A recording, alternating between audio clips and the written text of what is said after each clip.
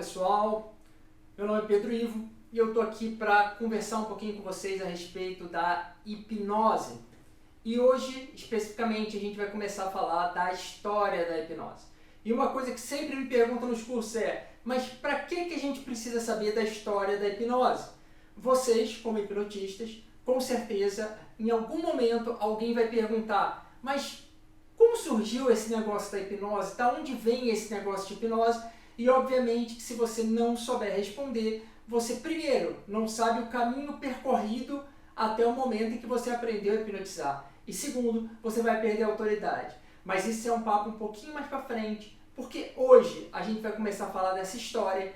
E na verdade, antes de tudo, para a gente começar a falar da história da hipnose, a gente tem que entender que a hipnose, ela surge com o próprio ato de respirar do ser humano.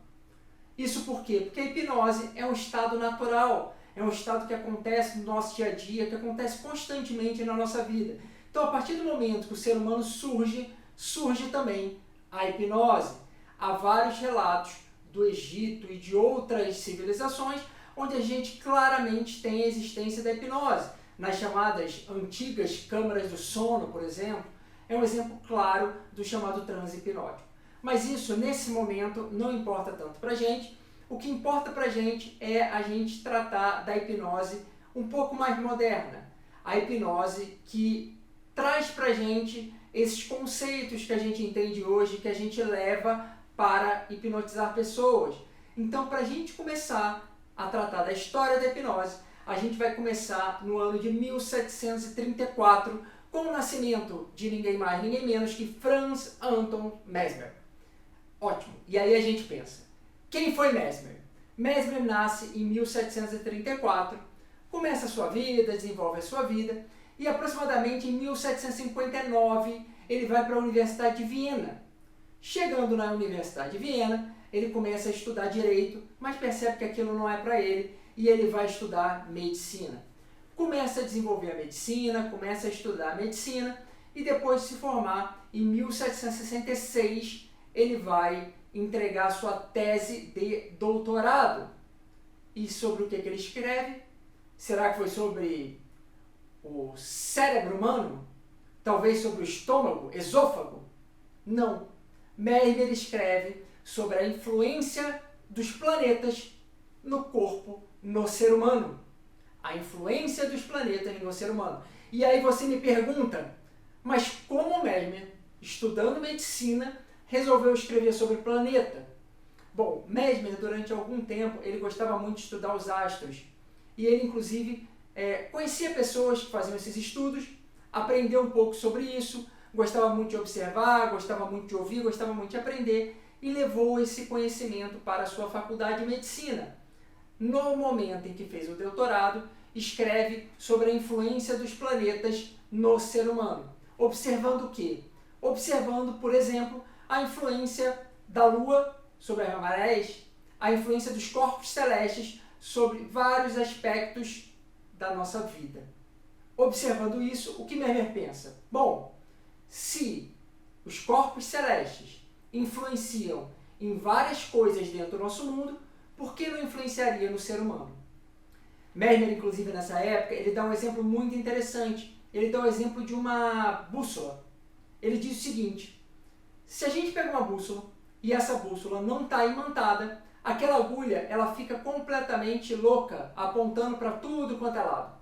Agora, a partir do momento que aquela bússola está devidamente imantada, o que acontece com aquela agulha? Ela fica apontando sempre no mesmo local, ou seja, ela fica equilibrada.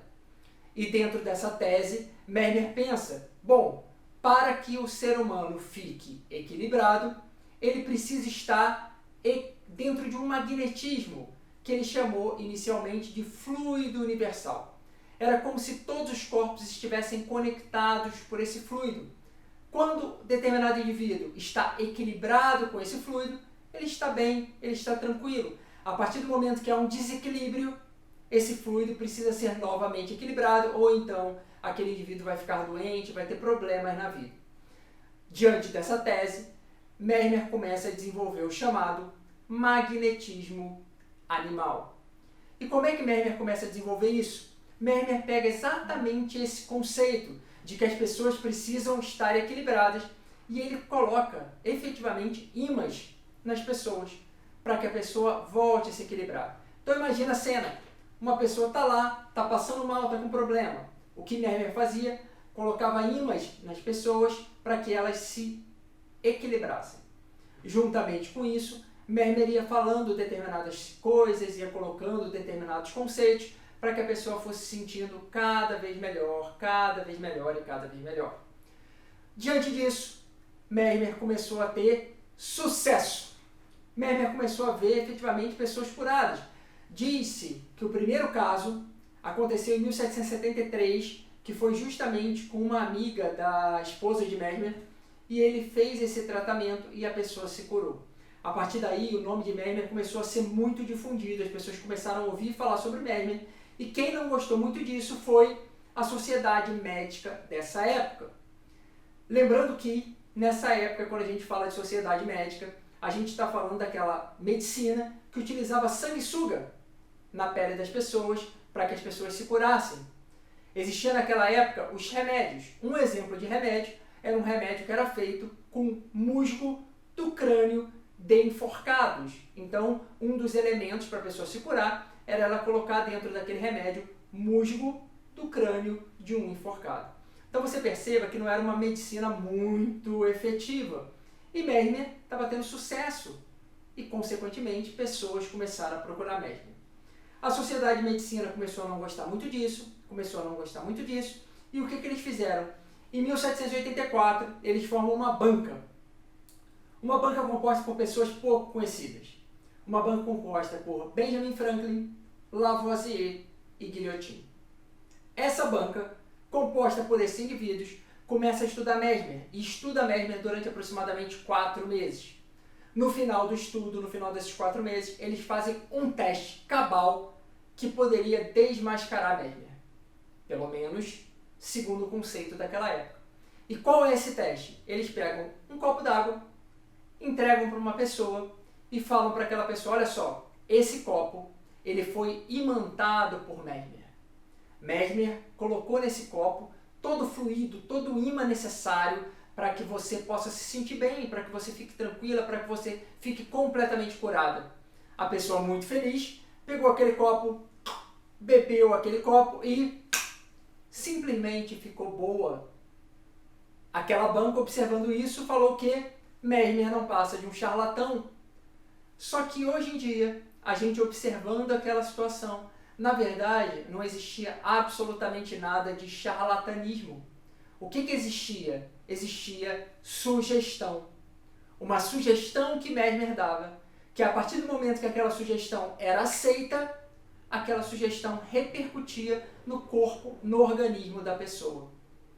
E esse conceito vai ser fundamental para a compreensão da hipnose, para a compreensão de como a hipnose funciona no cérebro.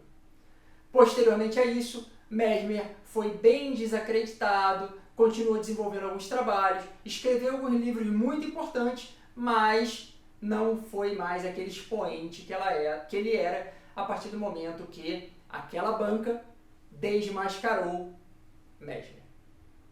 Tranquilo? E ainda nessa aula, pegando um gancho no Mesmer, eu vou sair do nascimento de 1734 de Mesmer, vou passar para 1746, e em 1746 a gente vai ter o nascimento de um cidadão que muitas vezes não é falado dentro dos cursos de hipnose, que é o chamado Abad Faria. Abad Faria, ele nasce em Goa, ele nasce lá na Índia, mas com poucos anos, um tempo depois, ele vai para a Europa. E lá na Europa ele estuda bastante, etc, etc. E qual o ponto fundamental para você? Abad Faria, ele vai estudar vários aspectos relacionados com a hipnose. Inclusive, em 1813, ele abre uma câmara mesmérica. Basicamente, o que era isso? Era um lugar onde as pessoas iam para receber exatamente aquele conceito daquele magnetismo animal de Mesmer. Mas o que importa para você não é nem tanto isso, né? Que a gente poderia dizer que aí a gente começou a ter o tratamento efetivo dentro de um local através da hipnose. ainda não chamada de hipnose. A gente poderia dizer também que dentro desse local a gente começou a ter os cursos de hipnose, ainda não chamado de hipnose, porque ele ensinava o mesmerismo.